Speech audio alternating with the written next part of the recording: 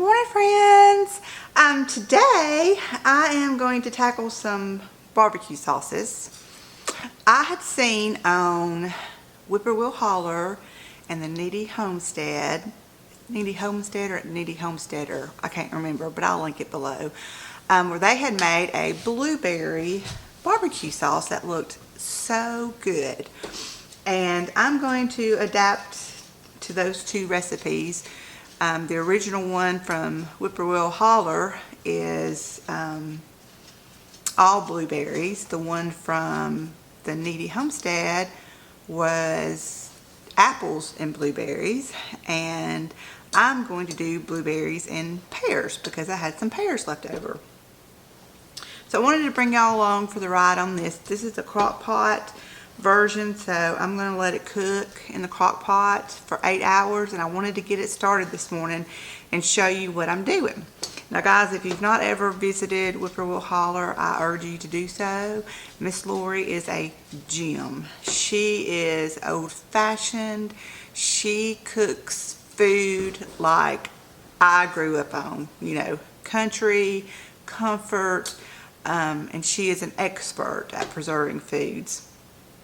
So I'll link her down below, and if you haven't had a chance to check her out, she is just lovely. I would do anything to go and sit in her living room and spend an afternoon talking to her. She's a gem. So I'm going to get started on this, and I'm going to take you along for the ride.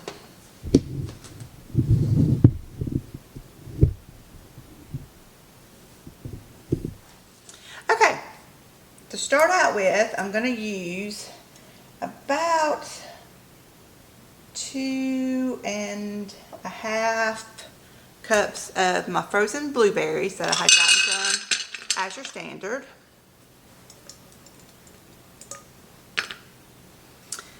And I had a few of those small pears left over, and so I had peeled them and chunked them up, and I've got them sitting here in some cold water.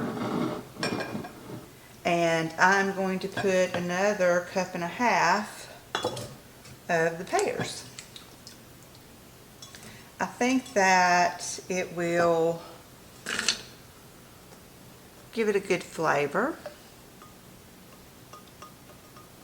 A little mix up. Okay, and to the fruit, I'm adding 2 cups of apple cider vinegar. Miss Lori says that she uses 3 cups of apple cider vinegar, and the reason why I only did 2 is because I found this. Let me see. Don't know if you can see it.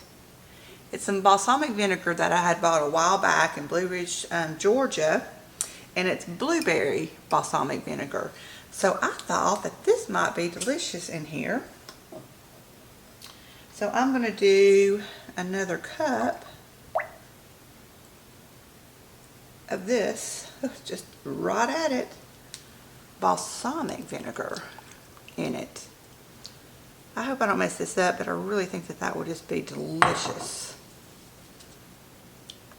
It would marry well with the blueberries I got in here. Okay, and now I've got 2.5 cups of brown sugar. Miss Lori used 2.25 cups of brown sugar. And it's more of a, this is more of a vinegary based barbecue sauce. So I used 1/4 cup more than she does because I'm not sure if I'm going to like it all vinegary. I like some sweet and sour. And then we can taste it later on and see if it needs more or anything that we need to adjust. Oops. Okay, in my spices, I've got 2 bay leaves. I've got a tablespoon of garlic powder, a tablespoon of paprika, a tablespoon of cumin, a tablespoon of onion, minced onion. Her recipe calls for onion powder, but I used minced onion. A teaspoon of salt, a teaspoon of pepper. We're going to mix all this up.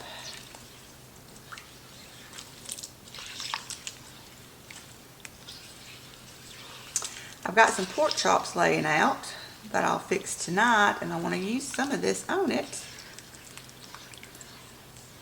I think that will be just delicious. So that is all there is to this recipe. It's kind of like a dump and go. I'm going to turn my crock pot on, and I'm going to let it slow cook on low for 8 hours, and I will bring you back. Hey guys, while this blueberry barbecue sauce is cooking away in the slow cooker, I thought I'd tackle some of these carrots that I had got from Azure Standard. I got a 25-pound bag of them, so I was wanting just to get some of these done and canned up. So I just thought I'd show you what I'm doing. I've been sitting here peeling, washing, and chopping for a little while now, and I just want to get a canner full, which is going to be 7 quarts. And I think I'm going to do these as a glazed carrot. I love glazed carrots, so I think I'll just can these up as glazed carrots. Now, like I said, on my Azure Standard haul, these are number 2s. So, as you can see, like that one's got a black end to it. It's broke off is why, but it's perfectly fine. I'll cut that off. And they smell wonderful. They taste very fresh. There's just some that they're not just full carrots. And for this perfect purpose, it's just perfect. I don't have to have perfect carrots. And this one looks pretty good. Here's another one that is like the tip just broke off of it. And I'd read also, some people own some reviews on the Azure Standard side as people who got the number 1s. They didn't fare any better than these. So why waste the extra money? Especially if you're going to be canning them up, cutting them up as snacks. No problem whatsoever. So I'm going to sit here and finish peeling, washing, and cutting them up. And then I'll be back and show you how I jar them up and what I'm going to put in them to make them glazed. So y'all stay tuned. Okay, I have got carrots cut up. I'm going to go ahead and make the glaze mix for the carrots. To go ahead and get it on the stove, heating up, and all the sugar dissolved. In here, I have got 4 cups of brown sugar. And I made this up because I was running short on brown sugar. If you've never made brown sugar before, it is super duper easy. For every cup of granulated sugar, you use, for dark brown sugar, you use 2 tablespoons of molasses. For light brown sugar, you use 1 tablespoon per cup of sugar.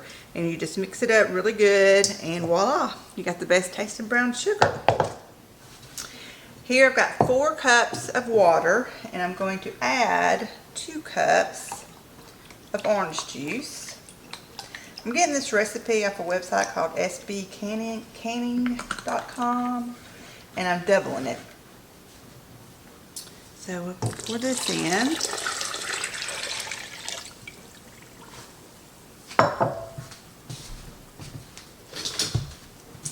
Give it a good stir. And I'm going to get it on the oven, bring it up to a boil, bring it down to a simmer, and just make sure that all the sugar is dissolved. And then I'm going to let it cool down because I'm not going to be doing hot pack method on canning these. We're going to just raw pack. So when I get ready to pack all the jars up and add this scrumptious glaze, I'll be back. Okay, I'm back. We're going to fill these jars up. I've already got 2 that I filled up. Carrots. Let's see how many we get. I'll let my glaze simmer for about 10 minutes get all the sugar dissolved. It's still a little bit warm, but it'll be okay.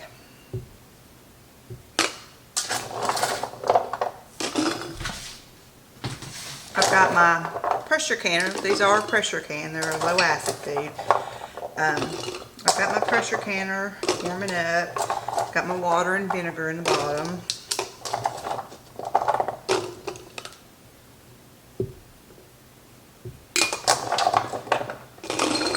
I just took these jars out of the dishwasher. Did a sanitizing dishwash on them.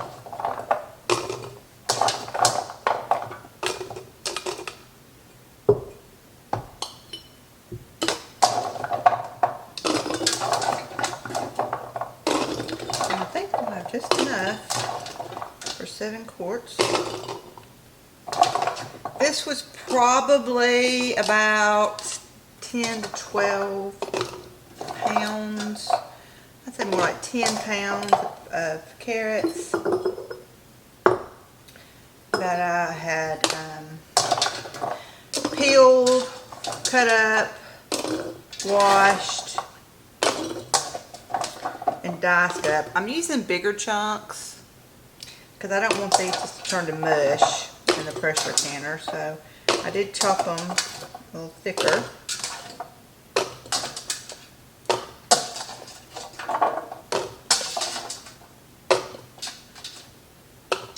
And I think I got this.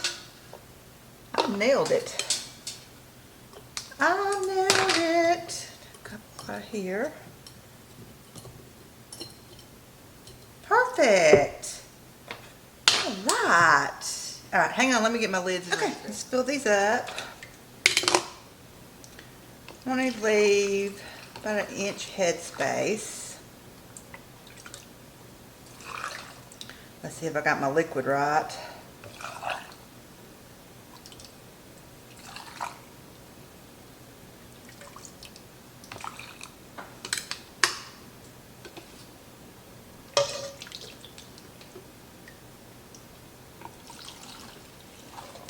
These should be delicious. That dark color from the brown sugar.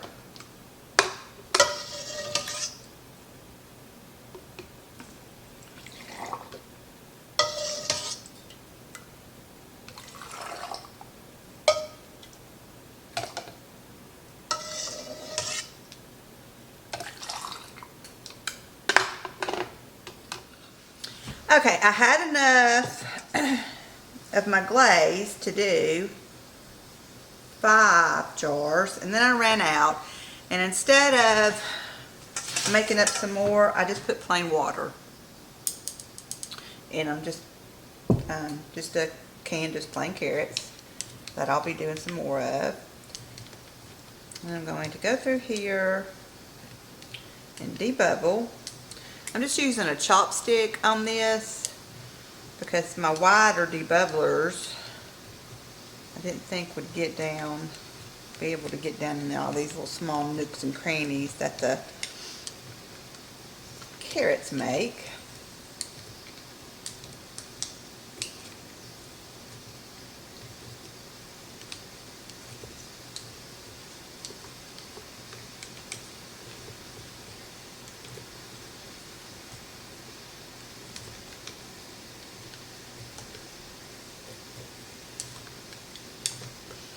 Smell very good.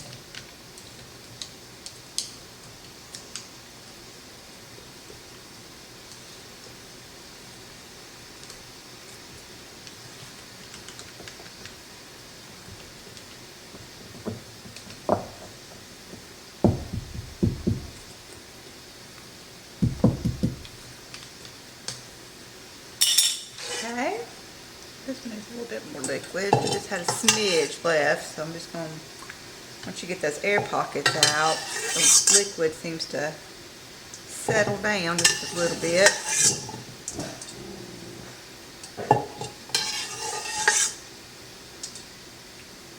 Perfect. Okay, I'm going to get lids. I didn't warm these up. Doing a little Rebel cannon here. This was a last minute idea, so I don't want to spend a whole lot of time. But, you know, they say you don't have to warm up your lids anymore, especially while pressure canning. But y'all letting me forget something.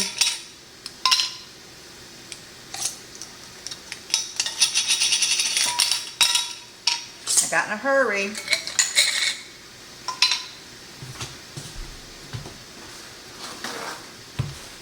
I didn't wipe my rims down, and this is sticky stuff.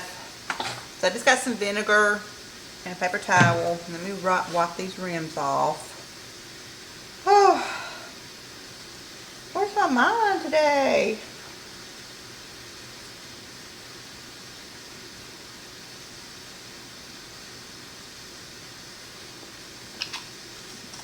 Wipe off these lids. I'm gonna wipe off the lids.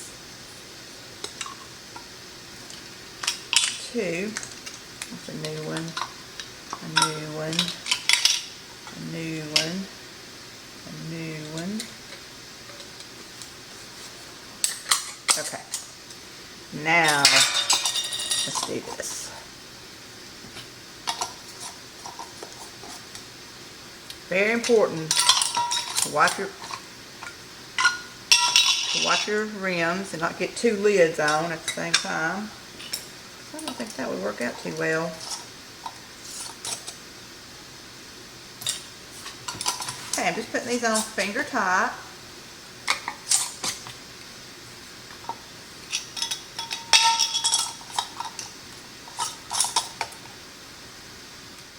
Sorry, my battery died, so I don't know how far I got, but I'm going to set these over in my pressure canner.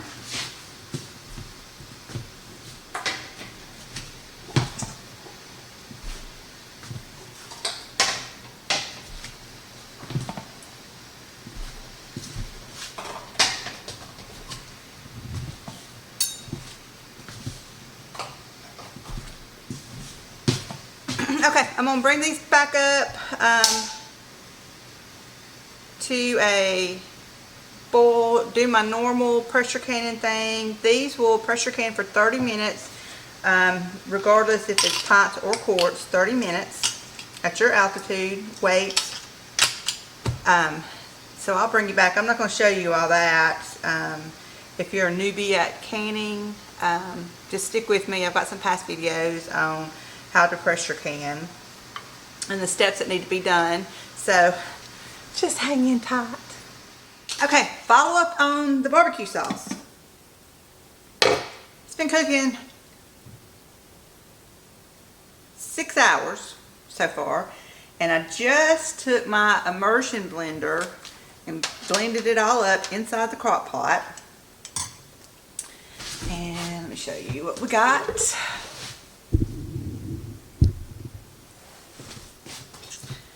So this is what it's looking like. I gave it a taste to see what I thought, and it is very good. I think the sweetness is good with that balsamic vinegar that I put in here, the blueberry balsamic vinegar. It adds a sweetness to it too, and a tanginess. It's very good. And also, I forgot to mention when I was putting in the spices, I did do about a half of a teaspoon of red Korean pepper, and it gives it a warmth. It's not spicy. I didn't put much, you know, but if you would like some spice to it, you know, you can add some red pepper flakes or some Korean red pepper. I prefer the Korean red pepper, which is it's a little bit milder than traditional, this red pepper. It's got a really good flavor to it. So after you taste this, you get a tangy sweetness and then a warmth. And I really do like it. I think this is going to be phenomenal on pork chops tonight. So I'm going to let this cook down a little bit more. We still got another hour or two. And then I'm going to can up some. And then the rest of it we're going to use for our pork chops tonight. So I'll bring you back for that. Update on the carrots. They just got through pressure canning. I'm just letting them sit here and let the pressure come down to 0. and then we'll take a look at those. Okay, we are jarring up the barbecue sauce. I've got, my jars are hot. They're clean, they're sterilized, and I've got them in the oven to keep them hot. I've got my lids in warm water.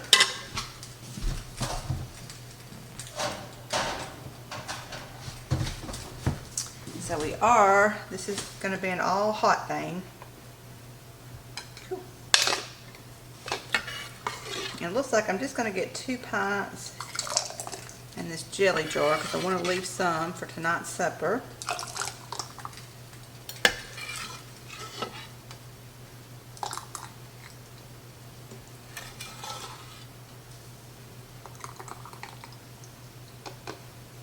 And I think, yep, that's enough for tonight.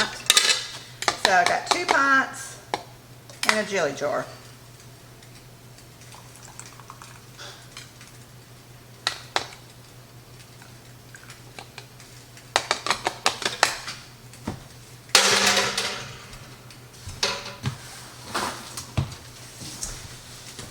I'm going to wipe the lids off with some vinegar.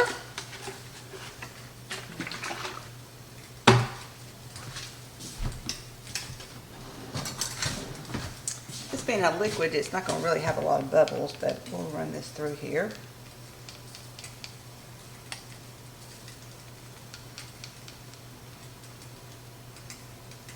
I've got my water bath heating up. I'm not using my water bath canner. I just cleaned up my pressure canner, and I'm just going to use that to water bath in.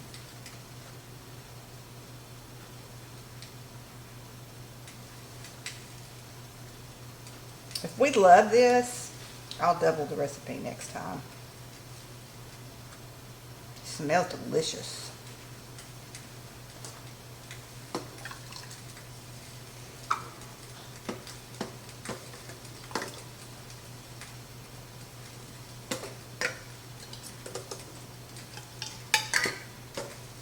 I need a wide mouth one. There we go.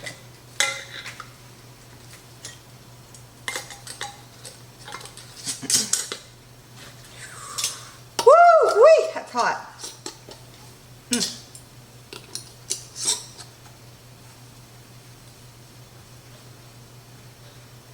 Okay. I'm going to stick these into the water bath. I'll be right back.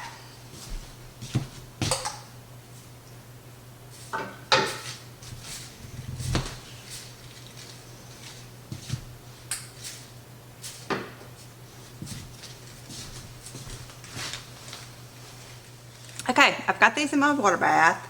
There's about that much water covering the top of the jars. I'm going to bring this up to a full boil, and once I get to a full boil, I'm going to start my timer, and these will water bath for 35 minutes.